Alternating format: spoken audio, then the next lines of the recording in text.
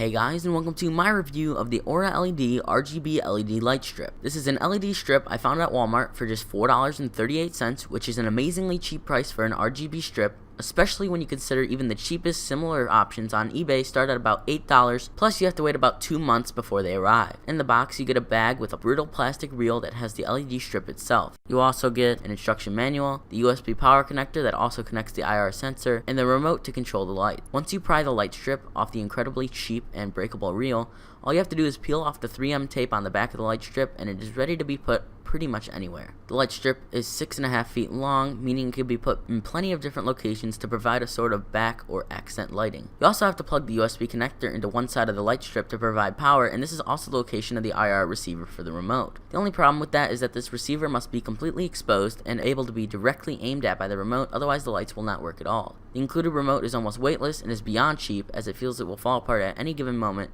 so you definitely have to be careful with the remote or it will just completely break.